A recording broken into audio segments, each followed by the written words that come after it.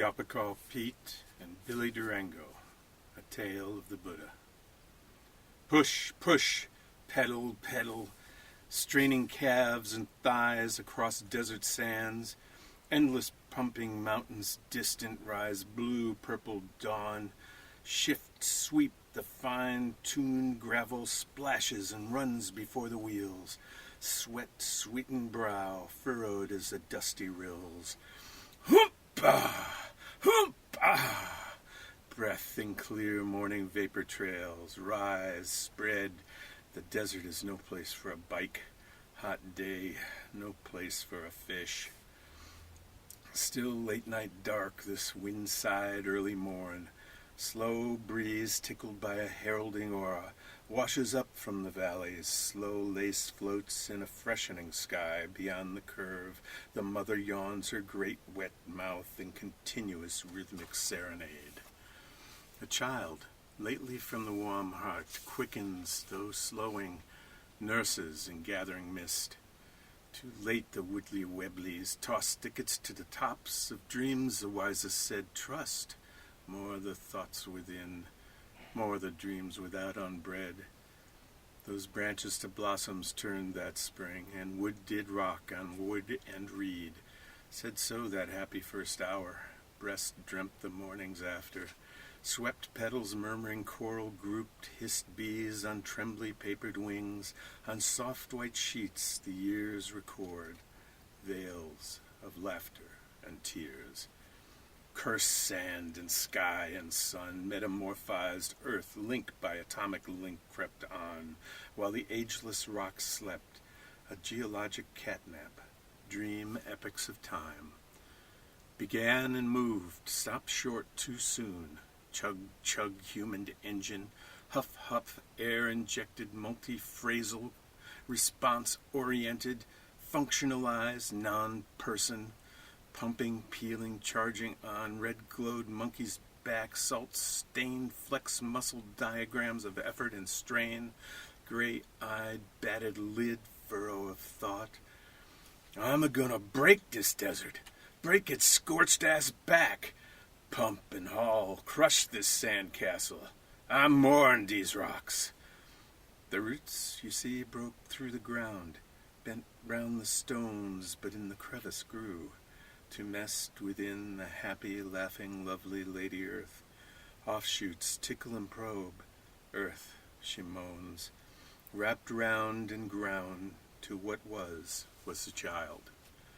Sunshine, glass-colored, past-covered Louvre screens, dance and spill beneath mildewed earth in pots of plants free-stood in cornered crevice clues.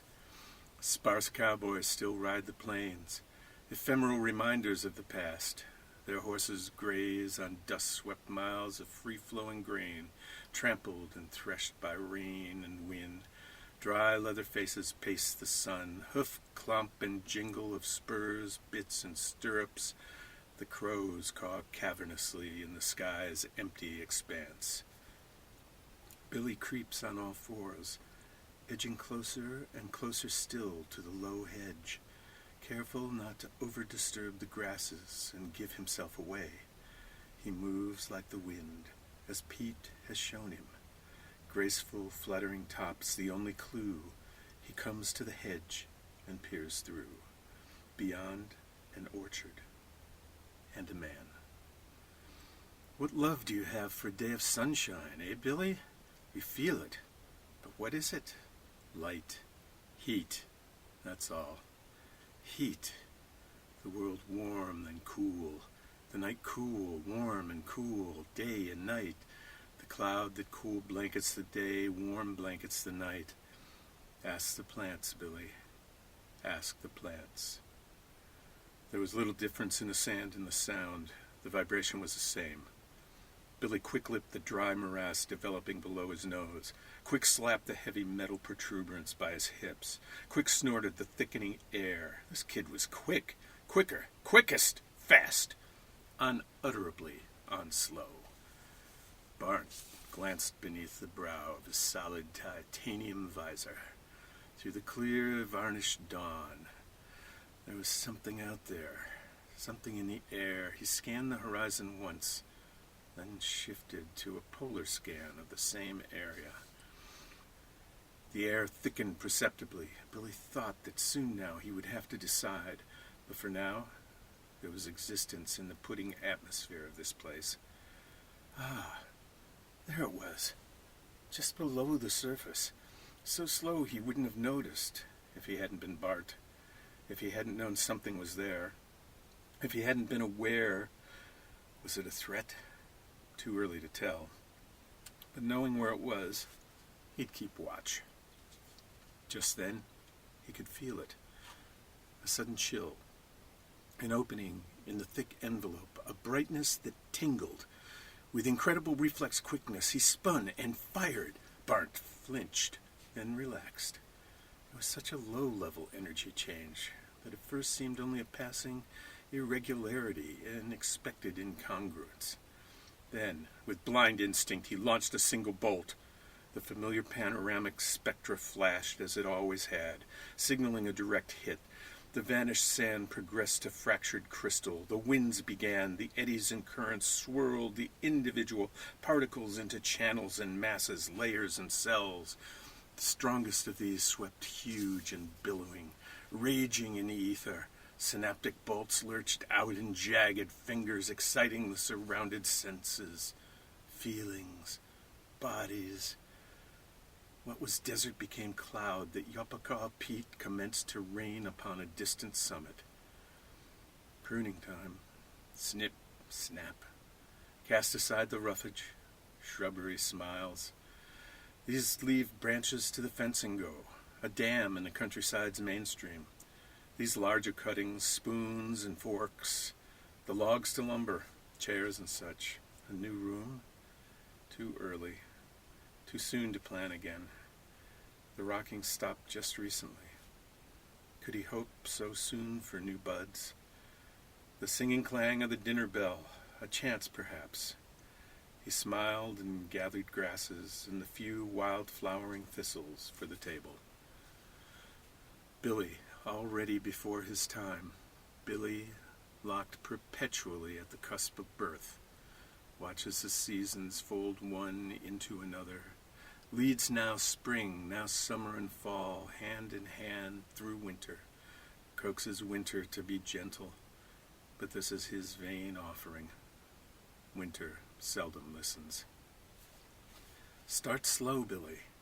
Fly soft, then glide. Now quick beat. Raise, race, dive. Spread silver wings and slow. Now go! Now fast! Fly, fly, fly! The crows continue their cavernous chorale in the sky's empty expanse. Billy flits here to here, up and back, diving, now rising. Swift, short beats in the bright spring light. Something sweet this way, something good. He lights upon a sticky leaf, green and undulating, swaying upon its stalk in the breeze. Billy leaps back to air, from here, now there. Something sweet reaches long, invisible fingers through the sky, clutches Billy with a delicate but determined grasp. He flits here to here. Somehow, he is upon the leaf's broad plain again. He rests. Something sweet, something good, a taste. He leaps again upon the waves of air, from here to here, diving, now rising. Swift, short beats in the bright spring light, so warm the subtle yellow. The breeze lovingly coaxes his direction. Now here to here, Billy flits. The aroma, with seductive strokes, entreats his return. I am coming. I am coming. Sitting with his mind ablaze, contemplating the not yet immediate, beating a rough and irregular solo tango on the arm of a chair, lost in an interior soliloquy. Suddenly startled by a dark speck that leaps upon his hand. Reacting impulsively, he slaps at it before it can jump free. It lays squashed and nerveless upon his sleeve. A gnat. A spark for an instant. Billy. Beyond the curve, the mother yawns her great wet mouth in continuous rhythmic serenade. A child lately from the warm heart quickens and nurses in gathering mists, slipping smoothly along the edge of the wet, searching cautiously along the crags of the shore, gliding gently ever higher, leaving only the sheerest of trails on the surfaces it caresses, mingling with the swaying vibrations of salal and mooseberry, storm pine and sawgrass, swirling in contrails from gulls, hawks, and geese. The child creeps softly onward with formless yet perceptible intent. Hovering in still valleys with the fingers of streams, the returning collective mist below, it feels the bright warmth above, begins to sense the yearning of the life below. Gradually expanding, its character changes, the bright beams ever stronger, the yearning below increasing. The child is pierced. The first rays strike direct upon the surface below, dancing gleefully from stalk to stalk, bouncing merrily off reflecting sheen. And as the panorama explodes below, the child is knowing and calm. The warm bright calls it homeward. The sheer masks of its presence are summoned back from the surfaces they have claimed. The breeze, ever his friend, sends him speeding. Then a bump. What is this strange surface? So sticky. Billy beat the air, trying to rise. So sticky, not sweet. The surface shakes and writhes, yet Billy is held fast. There's a rumble far off that Billy can feel. The rumble builds, it pulses. Billy summons all his energy, wills himself aloft. All is in vain. The steady rhythm of an approach, a high, thin chatter, a clicking. Billy beats furiously. Now a flood of fear arises. The rhythm brings shadow. The high, thin clicking fills the air. A surge of terror. Then, release. Billy watches Pete in profile silhouette. Pete is casting a long, snaky line, floating on, now cutting the air.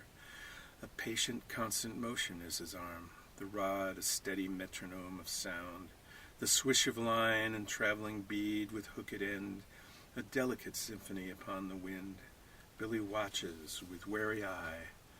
Then the seed drops on the surface. Billy streaks up to snap it down, breaks through and writhes, twisting quickly in the thinness outside, falls magically back through to his own world, darts quickly for the cool darkness, but is jerked suddenly back.